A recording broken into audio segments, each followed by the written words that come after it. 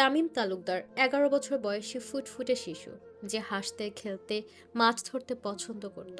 কিন্তু এই ফুটফুটে নিষ্পাপ শিশুটিকে পৃথিবীতে আর বাঁচতে দিল না কিছু লোভী স্বার্থন্বেষী নরপিশাচ।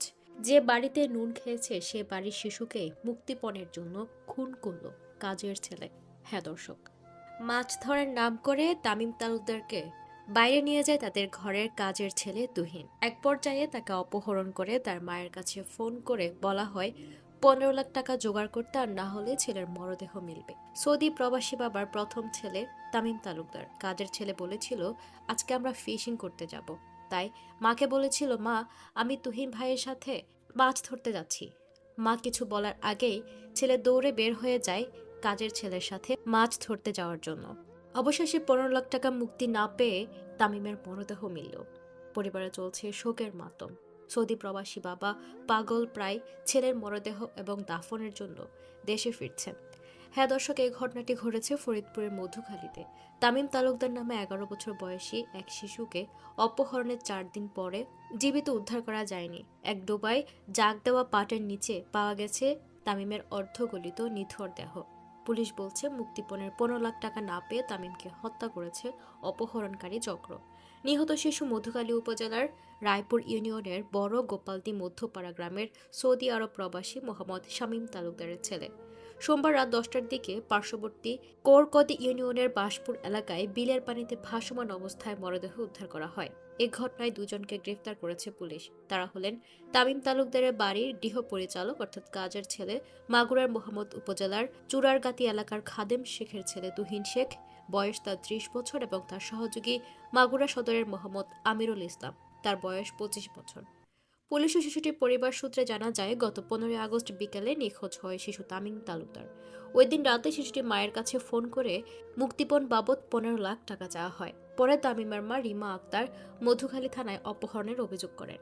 সোমবার রাতে পুলিশ ওই বাড়ির গৃহ পরিচালক তুহিন শেখকে আটক করে।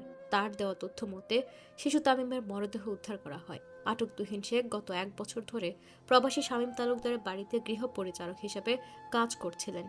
এ ঘটনায় একমাত্র সন্তানকে হারিয়ে কান্নায় ভেঙে পড়েন মা রিমা আক্তার। শোকে কাঁদছেন স্বজনরা ও পাড়া প্রতিবেশীরা। এমন ঘটনায় হতভম্ব পুরো এলাকাবাসী। মধুখালী থানার পুলিশের ভারপ্রাপ্ত কর্মকর্তা নুরুজ্জামান বলেন, শিশুটি নিখোঁজ হওয়ার পর তার মা অপহরণের মামলা করে। মরদেহটি ময়নাতদন্তের জন্য মঙ্গলবার সকালে ফরিদপুর মেডিকেল কলেজ হাসপাতালের মর্গে পাঠানো হয়েছে। শিশুটির মায়ের করা মামলায় তুহিন শেখ ও আমিরুলকে গ্রেপ্তার করে মঙ্গলবার বিকেলে ৭ দিনের রিমান্ডের আবেদন জানিয়ে আদালতে সোপর্দ করা হয়েছে। ওসি আরও বলেন, শিশুটি অপহরণের পর পরিবারের কাছে ১৫ লাখ টাকা মুক্তিপণ চাওয়া হয়েছিল। সেই টাকা দিতে দেরি হওয়ায় শ্বাসরোধ করে হত্যা করা হয় শিশুটিকে। তামিমের বাবা ছেলের মৃত্যুর খবর শুনে সৌদি থেকে বাংলাদেশে ফিরছেন তিনি ঢাকায় এসেছেন। আজকে সন্ধ্যায় তামিমের জানাজা অনুষ্ঠিত হবে। দর্শক, শিশুদের ক্ষেত্রে সবসময় সাবধানতা অবলম্বন করতে হবে। কাউকেই চোখ বন্ধ করে বিশ্বাস করা যাবে না। সবসময় নিজের শিশুদেরকে নিজের বুকের ভেতরে আগলে রাখবেন। এভাবে গৃহ পরিচালক বা গৃহ পরিচারিকার উপরে কখনো শিশুদেরকে ছেড়ে দিবেন না। তাদেরকে অন্ধবিশ্বাস করলে আপনার ক্ষতিটাই হবে সবার আগে। যেমনটা হয়েছে তামিমের সাথে। তুহিন শেখ ১ বছর ধরে তামিমের বাসায় কাজের ছেলে অর্থাৎ গৃহ পরিচারক হিসেবে কাজ করেছে। সেই ঘরে টাকা পয়সা সবকিছুই জানতো এবং তুহিনকে অপহরণ করে ১৫ লাখ টাকা দাবি করেছে। সেটা না পেয়ে এই ছোট্ট ফুটফুটে নিষ্পাপ শিশুটিকে মারতে তার বুক কাঁপল না। এই ফুটফুটে বাচ্চাটিকে এ পৃথিবীতে আর বাঁচতে দিল না। আমরা আল্লাহর কাছে দোয়া করি, আল্লাহ তাআলা যেন তামিমকে জান্নাতের ফুল বানিয়ে রাখে এবং তার পরিবারকে এই শোক সইবার জন্য ধৈর্য দান করে। আমিন। আরও আপডেট পেতে আমাদের ফেসবুক পেজটি ফলো করে সাথে থাকুন। ধন্যবাদ।